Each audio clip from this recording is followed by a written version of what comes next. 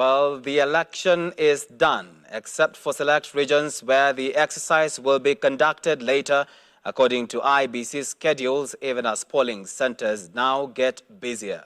Tallying has begun in all polling stations, with election officials now embarking on the arduous work of documenting and sending the numbers.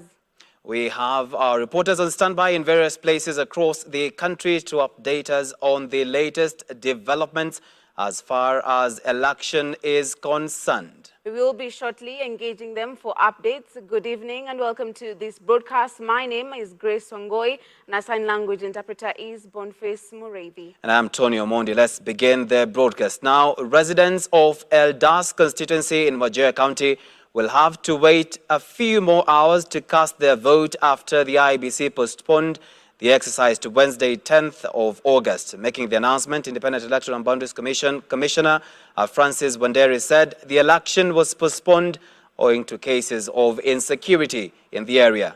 Wanderi said that polling stations in the area will be open to the public at 6 a.m. on Wednesday and close once all residents cast their votes. At the same time, IEBC has on Tuesday postponed elections in 4 electoral areas to bring to 8 the total number of electoral areas where elections have been postponed until 23rd August due to court orders and mixed match of material content. The 4 new areas are 2 constituencies of Kitui Rural in Kitui County and Rongai constituency in Nakuru County. For members of county assembly positions, elections were postponed in Nyaki West in North Imenti constituency in Meru County and Kwanjenga in Embakasi South in Nairobi County. On Monday, the Commission postponed elections for gubernatorial positions in Mombasa and Kakamega and 2 MP positions of Kachileba and Pokot South in West Pokot County. Kwanjenga, Embakasi South constituency, Nairobi County. The by-elections will be held in the next 2 weeks because A, voters in the electoral areas deserve a short period to elect their leaders. The Commission will also be ready to conduct the by-elections, having dispensed off with other electoral activities relating to the general election. And C, it will be cost-effective since the same equipment and personnel will be deployed with minimum training. Elections in Eldas constituency, Wajir County, have been adjourned due to security reasons, and the voting shall commence tomorrow at 6 a.m. In conclusion, the Commission urges members of the public to utilize its 24-hour toll-free lines, 1543 and 1544, should they wish to bring incidents to the Commission's attention. The Commission will keep you regularly updated on all developments touching on the general elections. It will not affect our timelines in terms of presidential announcement or the result announcement, because if it is done tomorrow, by the end of the day, they will be able to tally and they will be able to transmit the results, and we shall continue to count them. And then after the results are collated at the constituencies, they will be airlifted. The originals will be airlifted at Bomas. So it will not affect our timelines for the announcements of presidential results. Now, despite the Independent Electoral and Boundaries Commission, IEBC, suspending election in Mombasa and Kakamega counties on Monday, voters in Mombasa came out to vote in other leaders in the various political cadres. Voting in some parts of Mombasa began late despite a large number of voters turning out to exercise their constitutional mandate. Mombasa County gubernatorial candidate Abdul Swamad Sharif Nasir cast his vote at the Mvita Primary School, noting some hitches in a number of polling stations in the county that led to the delay of the voting process. Kisauni constituency returning officer Ibrahim Wario and his Nyali counterpart John Ole Taiswa said polling stations opened amid teething issues related to the KIMS kits. Meanwhile, outgoing Mombasa Governor Hassan Joho has said he was impressed by how voters turned out to vote, and Joho voted at Uwanja Wambuzi polling station shortly after 8:30 a.m.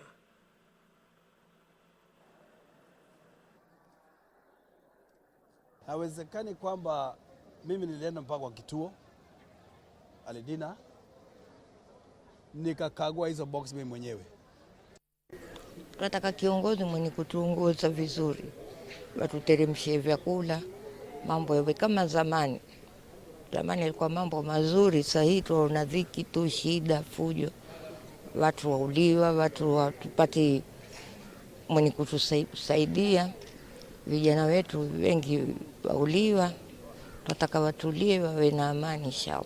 Nafurahi sana kulipotulia, kuna amani na natarajia kuendelea kuwa na amani. Alhamdulillah, tumepiga kura kwa salama na hivi turudi nyumbani kwa salama. Saa 12 niko hapa. Chaguo bora yake, tunataka viongozi wapya. Tunataka mabadiliko kidogo ili tujiendeleze kimaisha. First and foremost, unfortunately, these are two counties that currently have been led by the two deputy leaders of ODM. Sijui ni coincidence aina gani ambayo inaweza kufika hivyo, lakini lile la muhimu ni kwamba Mwenyezi Mungu hakutaka leo tupigie kura gavana, lakini haikimbii. Inshallah tukiwa hai itarudi tu, na mimi ni kuomba tu tukue watulivu, na pengine speculation ni mingi. Watu wanasema it could be a cause, to suppress the numbers, but we are urging our people to come out and vote. Vote for our president, vote for our woman rep, vote for our senator, MCA, and our MP. And we shall come back, God willing, to vote for our governor again. So mimi yangu ni kusema tu kwamba Mungu atatupatia uhai na wakati ambaye tutapigia kura governor, lakini watu bado watoke wapige kura. This has been brought about by earlier yesterday as we were opening the pellets for the ballot papers. There was a bit of a mix-up, and the candidates did not want to understand. So there was push and pull, and then there was also the issue of badges. They were not enough, as all the candidates wanted to get the badges because their political parties allowed them to field agents. So we took about 3 hours to come to a compromise, which actually delayed the entire program which we had planned, and therefore it has spilled over until what we are seeing now. However, some stations were able to reach in good time. People are already in the stations, mostly Mjiwakale, Chuda, Tononoka. Those stations reach in good time.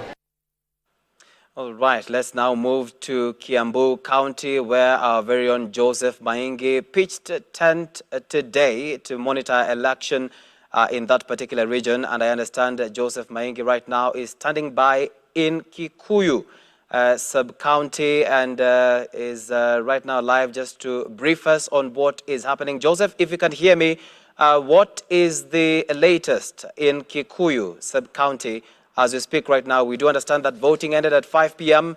and tallying is underway. What more can you tell us?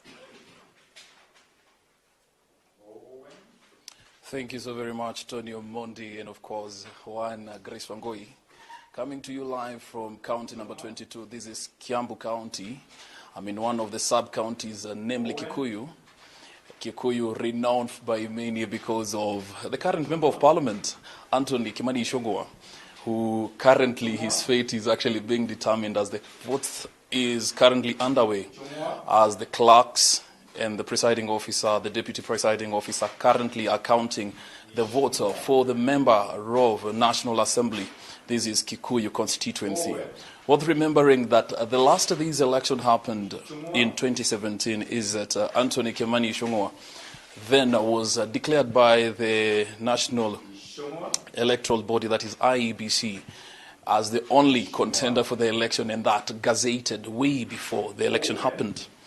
But then today he finds himself in some different situation. This is because a total of 10 candidates have shown interest among him, and therefore soon and very soon in the course of the night, we'll definitely be bringing you up to speed with the latest as far as the member of Kikuyu is concerned. Tony? If I may ask, if you look at the speed of counting of the votes in that particular place where you are in right now, how quick are we likely to get results from that particular polling station or from that particular tallying center that you're in right now? Is the process fast, or are you still waiting for more results or ballot boxes to arrive?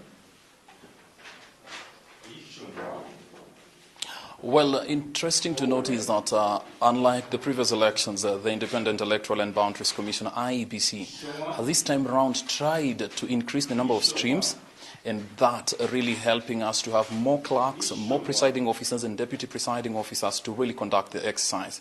But one of the things that I can really assure you from this end is that we are trying, rather the commission is trying to ensure that it's credible, it's transparent, the agents are here, a team of security officers are here, and subsequently the clerks and the presiding officer as well. Okay, and what about the security of the clerks and the security maybe of the polling station? What is the situation like? Are there tensions, or it's just peaceful? Well, from the traversing of my space from Kiambu town to here, I can tell you the streets are really clean. Pin drop silence is one of the things that we're really experiencing, but other than that, the security personnel is out here. Earlier on, before we pitched camp here, we were with the area OCPD to really affirm to us that the security is beefed up, and therefore no much of action, even in the streets, no much of action in the recreational spaces, that is in hotels and bars and spaces, you know. Okay, thank you very much, Joseph Maingi. That is Joseph joining us live from Kikuyu, the Kiambu County. Earlier on, he was at Uhuru's backyard, President Uhuru's backyard, just monitoring the vote, where we will also be giving you an update shortly. We do have Kennedy Kimani that is standing by at the Bomas of Kenya. Of course, we will be engaging him later on in this particular broadcast. And we also understand that IEBC is just about to make a briefing, give us an update on the election. So right now we want to continue with our broadcast here. And President Uhuru Kenyatta Tuesday cast his vote at Mutomo Primary School in Gatundu, Kiambu County. The head of state, who was accompanied by First Lady Margaret Kenyatta, cast his vote shortly after 9 a.m. and urged Kenyans to vote peacefully. Now, Joseph Maingi was in Kiambu County. He filed the following report.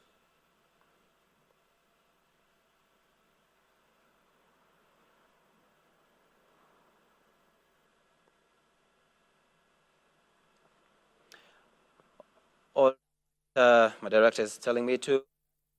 The next story will come back with this report later on. Now, Deputy President William Ruto cast his vote at his home in Sugoi at Kosache Primary School while accompanied by his wife, Mama Rachel Ruto.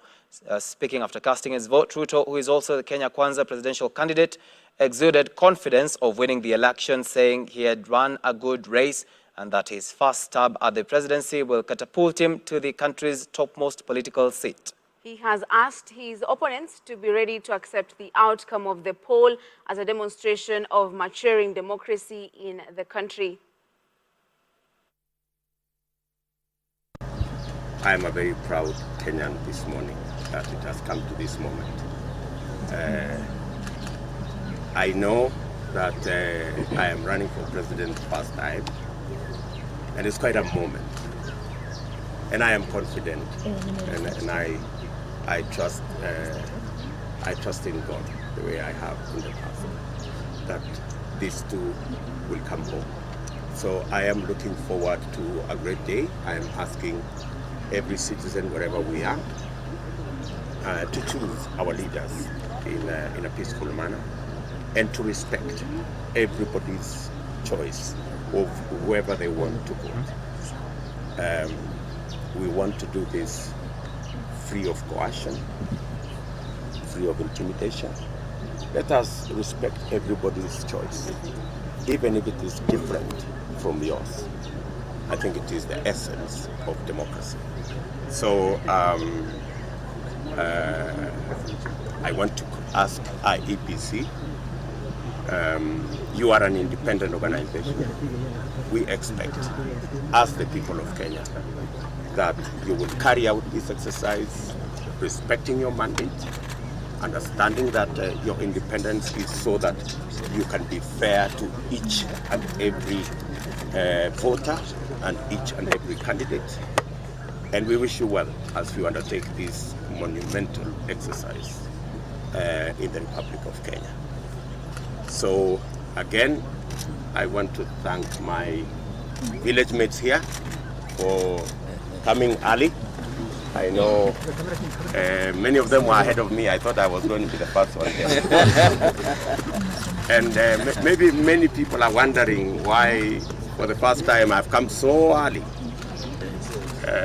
In the campaign trail, we made a commitment to our supporters that we will do this early. And I wanted to keep that part of the bargain as well, that I would make it early. I know maybe it does inconvenience some other people, but unfortunately these are the vagaries of politics. When you make a commitment to people, you must be seen to keep.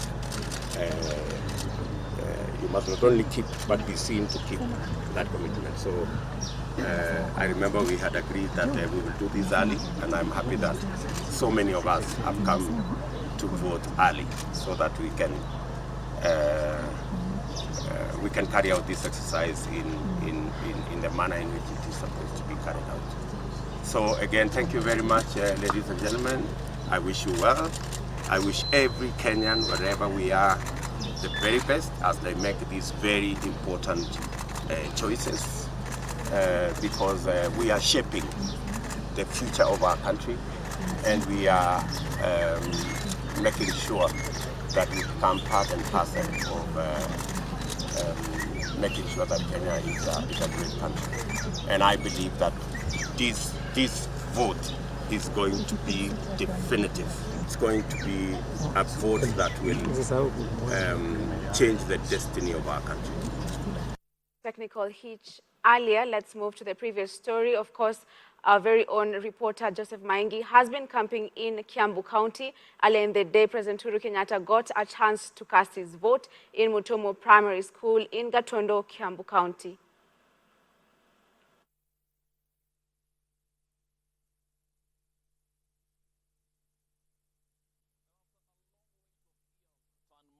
Days and hours, finally, Kenyans in the Mount Kenya region have today taken to the polls to vote their subsequent, if not their preferred presidential candidate, their gubernatorial, senatorial, women representative, member of county assembly, and subsequently the member of parliament in the various positions.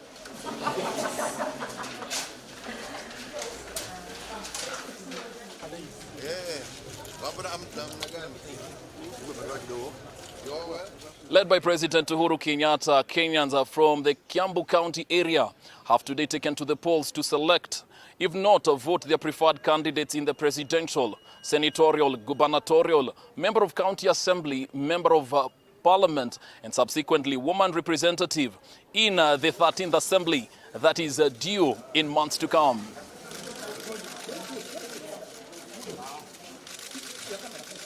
Speaking after voting, the head of state has today pleaded with Kenyans to exercise peace and cohesion, even as they exercise their democratic rights. Well, this is a day of voting. I think this is the day where we all want to pray that Kenyans vote, turn out and vote in peace, go back to their homes as we await the results. With the election coming at a time the country is experiencing harsh economic times, many have expressed their hope and optimism in the new leadership that is coming following this election. Kama wana Kenya, tuhakikishe ya kwamba tumedumisha amani, kwa sababu sisi ni wadugu na wadada. na mahali ambapo tuko saa hizi, kesho tunahitajiana. Kwa hivyo hata saa hizi vile ambavyo tumeshikana kama wadugu na wadada tukivote, tuhakikishe ya kwamba hata after elections tuhakikishe ya kwamba bado tunadumisha hiyo amani. Na ile serikali ambayo inaingia, mimi nataka kuahidi viongozi wote, niwaambie kwamba ni vizuri sana tuhakikishe ya kwamba yale maahidi yote ambayo tumeahidi wananchi, tuhakikishe ya kwamba tumeyatimiza. Tunatumainia makubwa kulingana venye tumekuwa tunaambiwa kwa siasa za campaign. Kama inaweza endelea hivyo, inaweza kuwa mzuri, kwa sababu tumesikia watu watakuwa maybe wanakopeshwa pesa na county, watu watakuwa serikali kubwa bado itagharamia masomo. Kama vijana, we are so hopeful that we shall anyone who will come atakuwa pato ya wale watatusaidia. We are hopeful for any government. Mnajua sisi kama wa Kenya tumekuwa mali tumefinyiliwa sana economically, but I know we are so hopeful that after today tutakuwa tumepata that freedom. Reporting from Ruiru constituency, Kiambu County, for Hope TV News Watch, I'm Maingi Mbogua.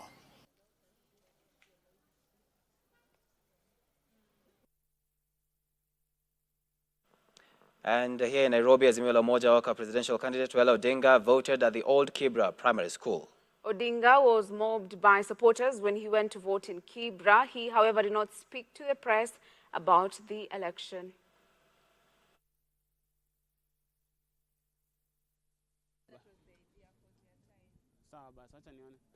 Niko katika shule ya msingi ya Kibra. Niko katika shule ya msingi ya Kibra, iko katika eneo wakilishi bunge ya Kibra, na hii ni wadi ya Makina. Mambo muhimu ambayo mtazamaji anafaa kujua ni kwamba katika hii eneo wakilishi bunge ya Kibra, wale ambao wamesajiliwa kama wapiga kura ni takriban 1128, na katika hii wadi ya Makina nayo vile vile wale ambao wamesajiliwa kama wapiga kura ni takriban 1028, na wawaniaji wa wadhifa wa bunge ni watu 9, na wale ambao wanawania wadhifa wa diwani katika hii wadi ya Makina ni watu 13. Na mwendo wa saa 5 Raila Amolo Odinga ambaye ni kiongozi ama kinara wa Azimio la Umoja wa Kenya alikuwa amewasili hapa kupiga kura yake, na kama unavyoona mtazamaji, foleni ni ndefu hapa. Shughuli hii ilianzia hapo mwendo wa saa 12 na bado inaendelea, foleni ni ndefu, na naenda kuungana na baadhi ya wakazi wa eneo hili ambao waweza kufika hapa kupiga kura zao. Wengine tayari washapiga, wengine bado katika foleni wanasubiri kufikiwa ili waweze kupiga kura zao, ama kuweza kutekeleza ile haki yao kidemokrasia ambayo iko katika katiba ya mwaka wa 2010. Katika upande wangu wa kushoto, upande wangu wa kulia, mtazamaji, nitaweza kumhoji jamaa mmoja hapa ambaye atatuambia jina lake, atuambie masaibu ambayo amekumbana nayo hapa, na labda alifika saa ngapi na matarajio yake kwa Wakenya. Karibia ndugu. Asante. Naitwa Michael Amwai. Michael Amwai. Matarajio yako kama Mkenya siku leo ni gani? Okay, me today na expect peaceful election na watu wajitokeze. Ulifika hapa saa ngapi? Nimefika hapa around saa 4:30 after kiongozi ametoka. Foleni yetu ni fupi, so inaenda na majina. Kwa M hatuna line refu sana. Hatuna foleni refu. Kwa hivyo unaweza sema hujapatana na masaibu yoyote katika hii shughuli nzima ya kupiga kura? Mimi sijapatana na masaibu, but masaibu nimeona ni watu wanahamishwa. Kuna wenye wanakuja kwa foleni wanaambiwa waende mahali pengine. Na labda unaweza tuambia ama unaweza ambia mtazamaji mwingine ambaye bado hajapiga kura, anatoka nyumbani kwake kuelekea kupiga kura, ni nini kinahitajika ukifika pale ndani ndio uweze kupiga kura? Kenye inahitajika ni ID yako, personal ID lazima uwe nayo, lakini si photocopy. Alafu ukitoka nyumbani pitia cyber. Enda hapo kwa IEBC verification, uangalie jina lako liko polling station gani na ni wapi, kwa sababu kuna mwenye amekuja hapa na ID yake ni ya DC. Asante sana. Mtazamaji, na enda upande wa kushoto, kuna mwanadada mmoja hapa, niende nikaweza kumhoji na niambie jina lake na niweze kuniambia matarajio yake siku ya leo, tujue amepiga kura ama bado, na ataenda kupiga saa ngapi na masaibu ambayo ameweza kupitia. Karibia dada. Jina lako? Kwa majina naitwa Amisa Ibrahim. All right, I understand that we have a press briefing right now at the Bomas of Kenya, where IEBC is updating the country on the state of election. So we just want to cross a live right there. Our reporter Kennedy Kimani will be, of course, bringing us updates on what will be briefed in that particular place. But right now, let's move to Bomas of Kenya.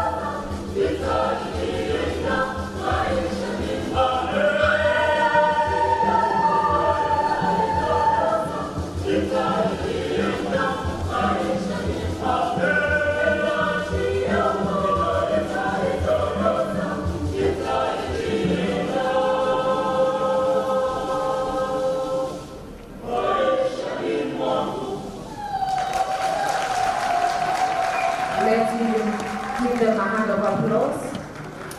A better hand of applause.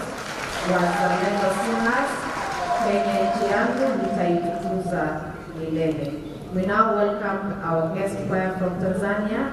Let's give them a hand of applause. Choir mtakatifu Kizito.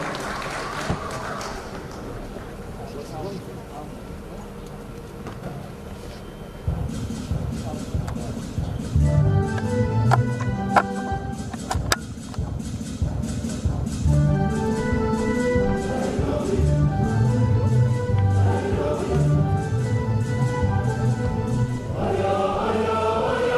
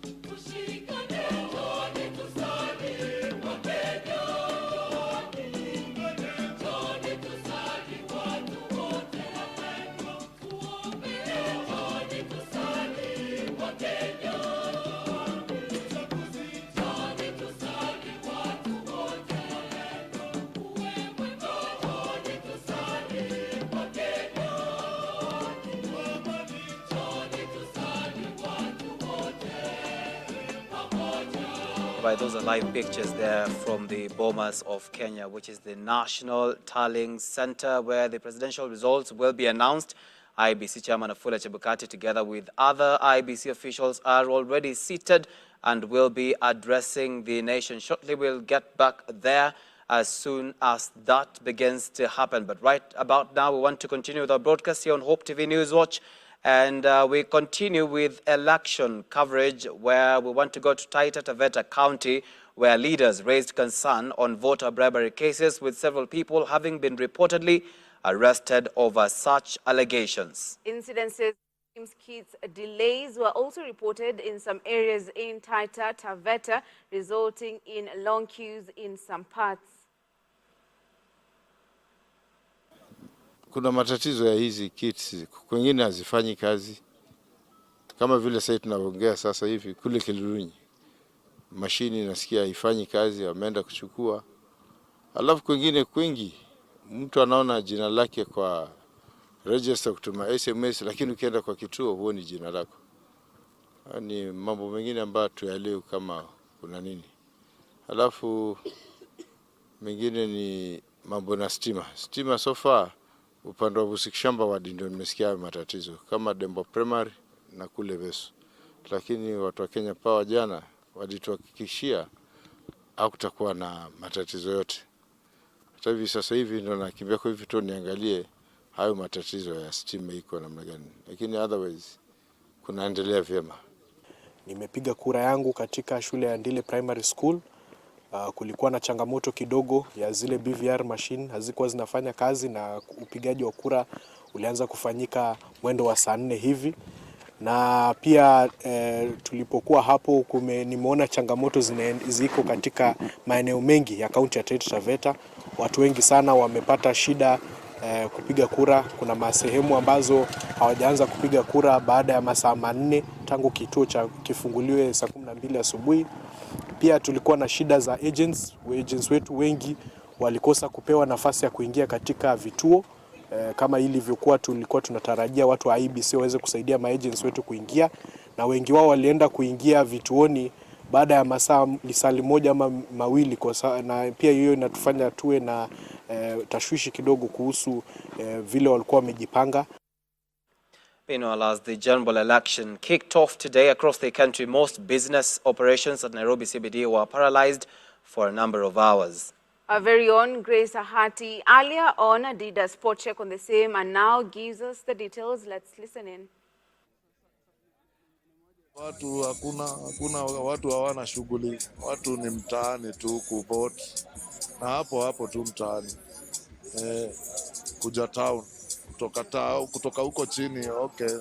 Hakuna watu. Nimekaa hapa sasa kama hapa nawa. Jina yangu naitwa Ruth Wajiro, nimefotia hapa St. Peter.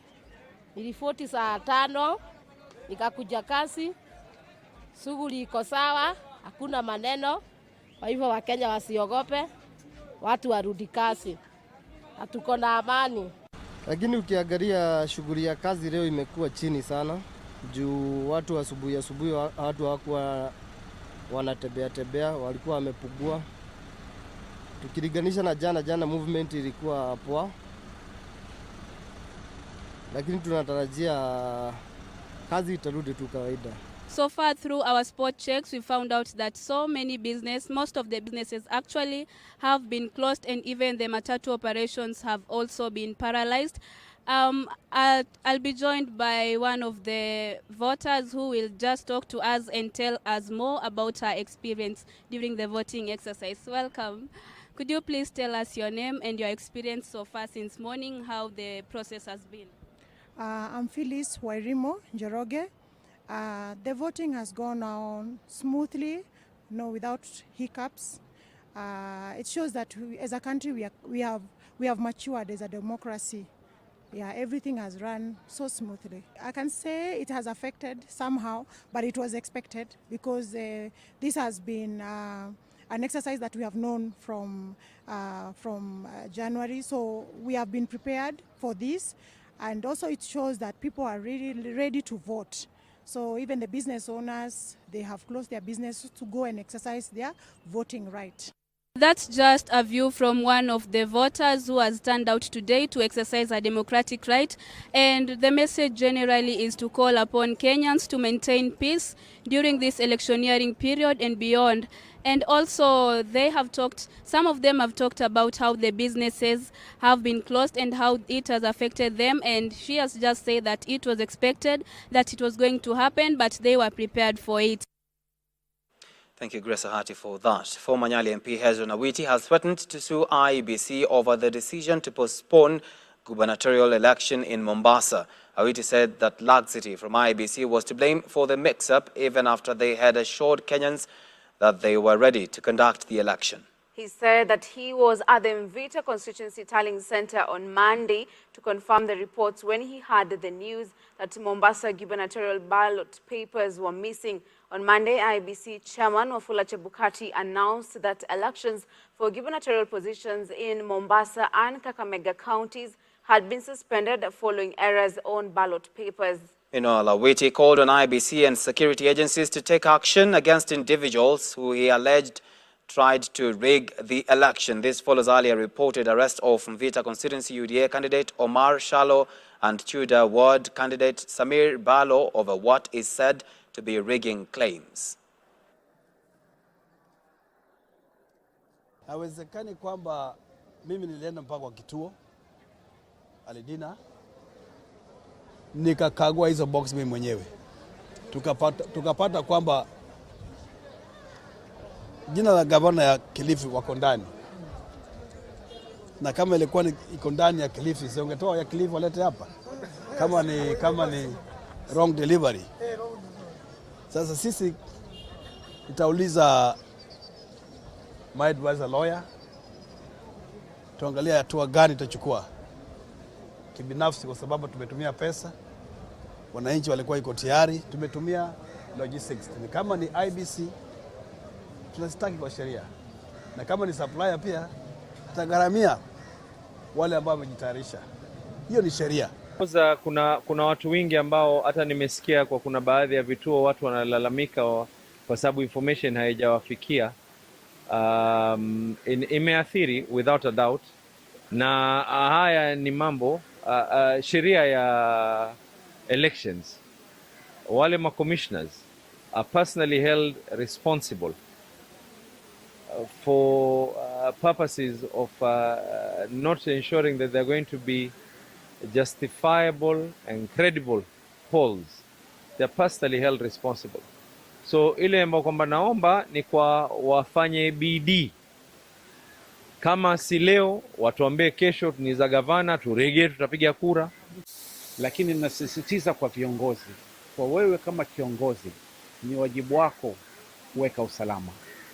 Na kukitokea vurugu hivi sasa, manake unajua kila mtu hamasa ziko juu, ni wajibu wako kama kiongozi kupunguza hamasa. Kampeni ishakwisha.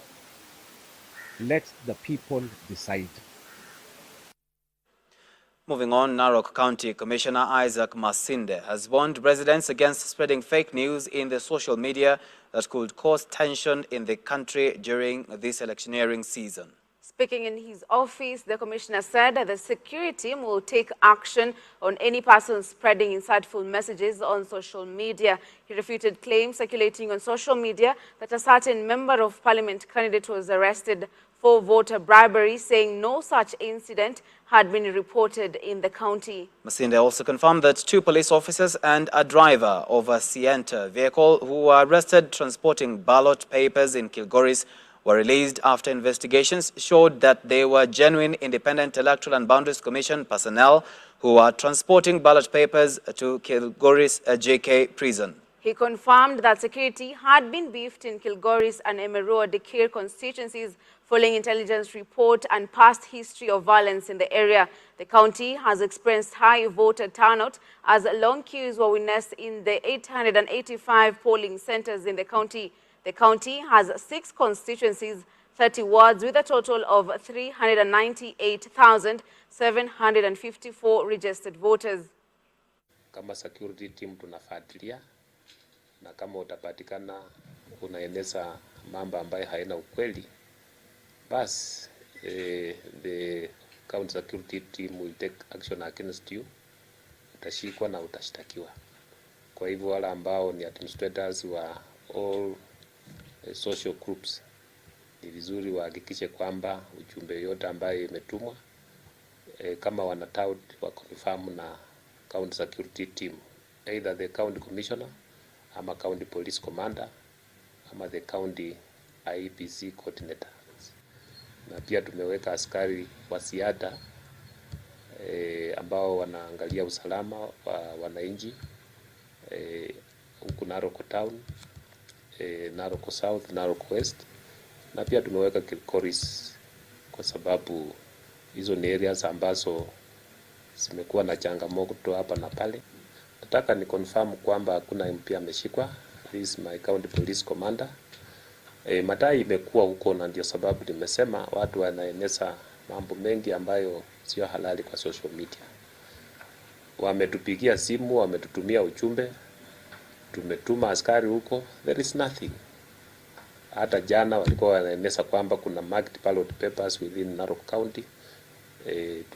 Tuliingilia kwa haraka na baadaye tukaconfirm kwamba those materials were meant for IEBC. Zilikuwa zinaenda kutumika katika prison ya Kilgoris. Kwa hivyo mimi ninaomba tu wananchi wakuwe watulivu. Haki itafanyika, mshindi atapatikana kulingana na zile kura zote ambazo watakuwa wamepiga. Now, as the country eagerly awaits the announcement of the election results, the National Cohesion and Integration Commission has appointed 15 members to a panel of eminent persons to champion dialogue and manage any post-election issues, most importantly, to ensure peace prevails in the country. Samuel Kobia, in a press statement released on Monday, said the persons will be tasked with facilitating dialogue and mediation between any disputing parties so as to reduce any hostilities. Those appointed into the panel include Ambassador Francis Mudhaura, Anglican Archbishop Ole Sapit, Archbishop Philip Anyolo, Archbishop Anthony Mheria, Bishop Emeritus Stephen Kewasis, Dr. Samuel Kobia, and Chancellor Robert Mutula. Others are Justice Retired Joyce Alwoch, General Retired Daniel Opande, General Retired Lazarus Somboyo, Dr. Vimal Shah, Nerima Wako, Fatuma Abdikadir, and Sheikh Mohammed Kasim. They will also be required to foster locally led solutions to political disputes, facilitating communications between disputing parties, as well as managing expectations of both the winners and losers of the elections.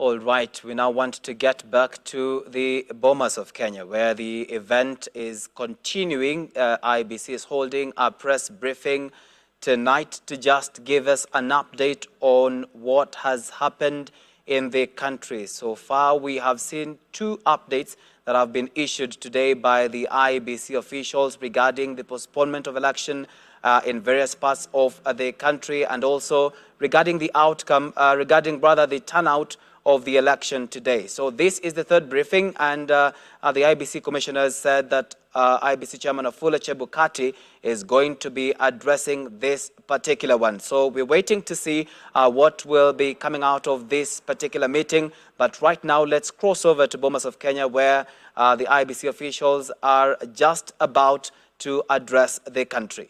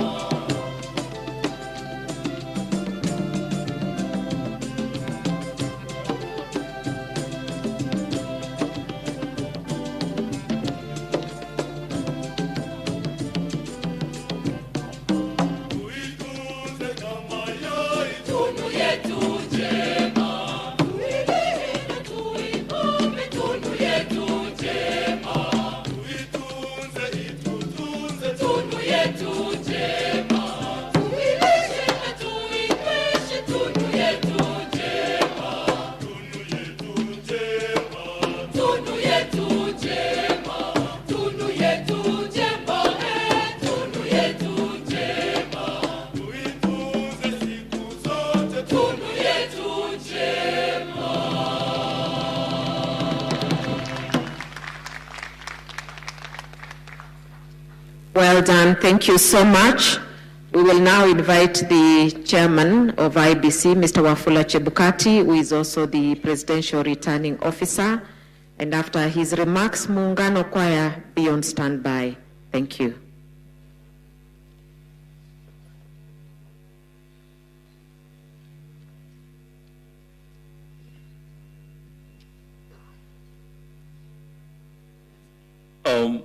Good evening. I really want to appreciate the choirs today, our Kenyan choirs, Musalendo, Muungano, and of course the choir Takatifu Kisito from Tanzania.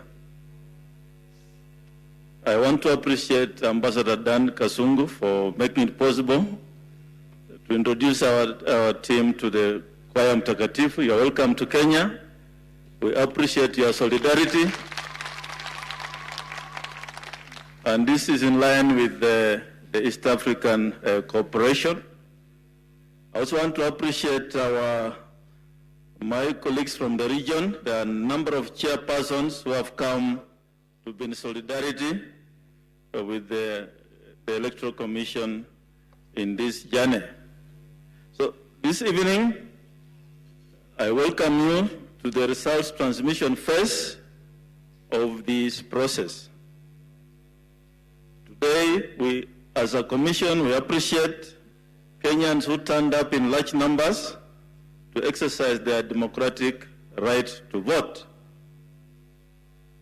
Voting has now closed in a majority of the polling stations, except in a few areas in Kakamega, Makueni, Isiolo, Nairobi, and Mombasa. At the time we were coming here, I believe they are about to finish or just about to close.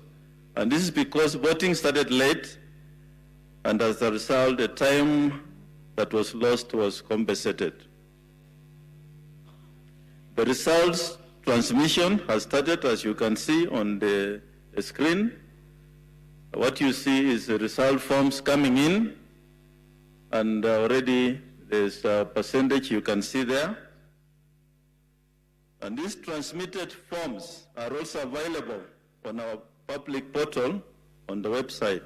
And I believe the media, the presidential candidates, and other stakeholders and Kenyans at large can log on to the public portal and have access the presidential result form 34As, and when the form 34Bs will be collected, they'll also be posted on the public portal.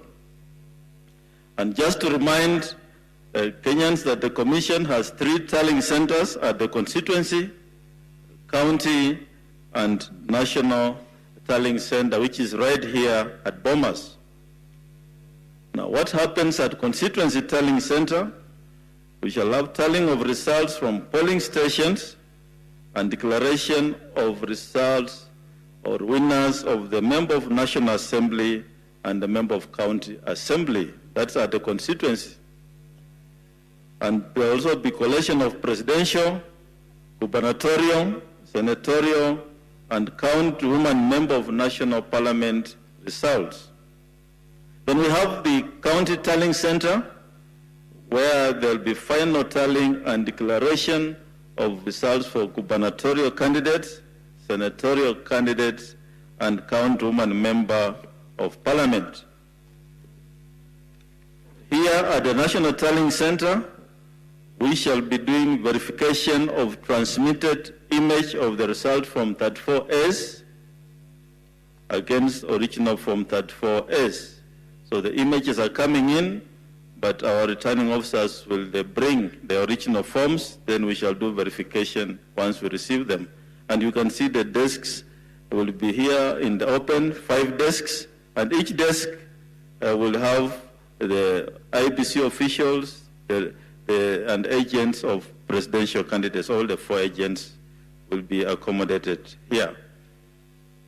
Then we shall also have verification of constituency form 34Bs against their respective form 34As, followed by collation of form 34C, which is the form that has a collation of all the the polling station results.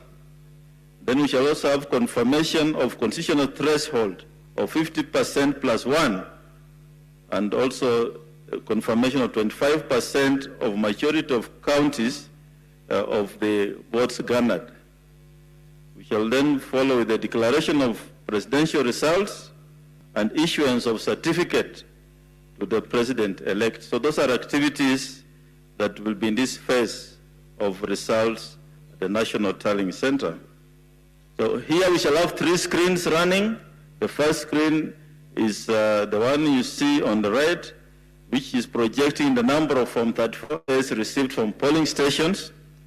The second screen will project collected results received from the constituencies, and the third screen will project the county aggregates of all the 47 counties.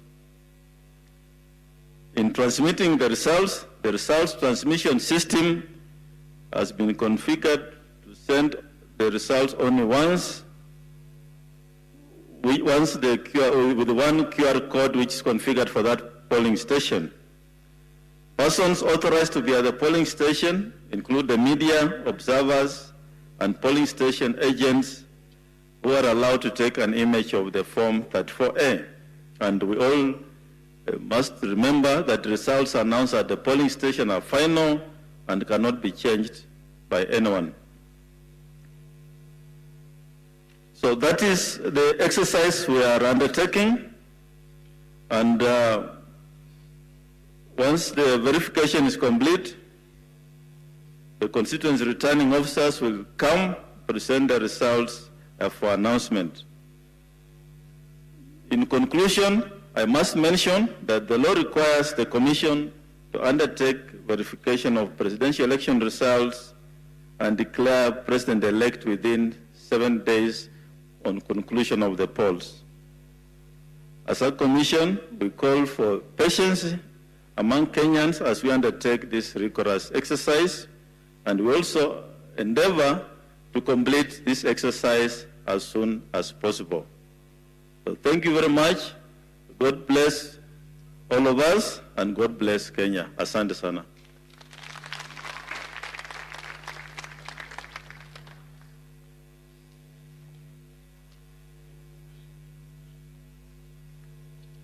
Thank you very much. Let's give him a better hand of applause, please. Then we have Muungano Choir.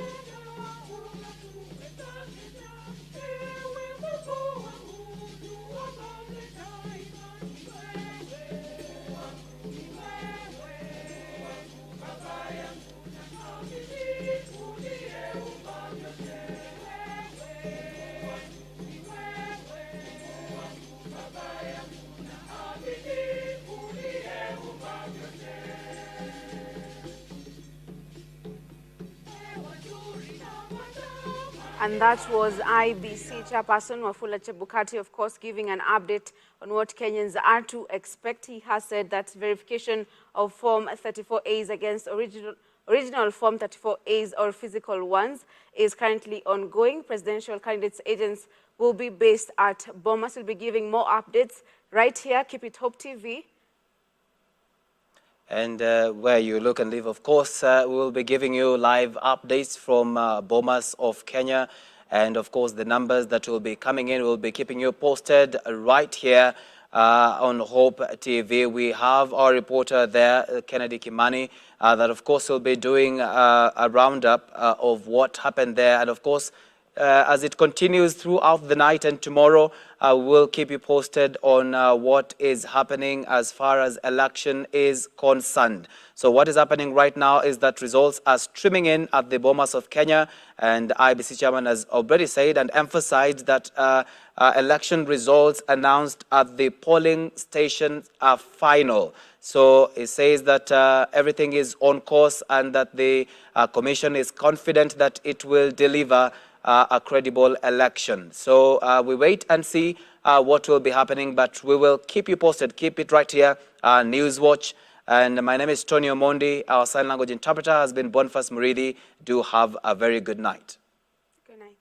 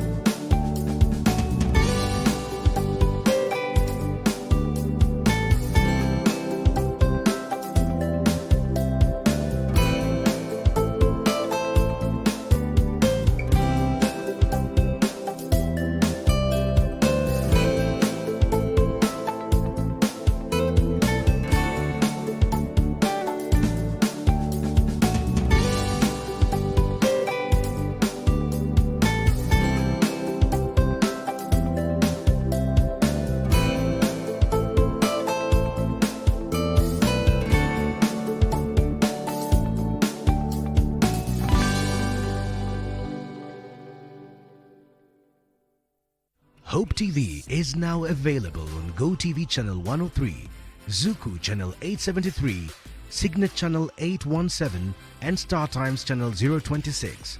Enjoy our uplifting content and family-friendly programming anytime. Hope TV, you look and live.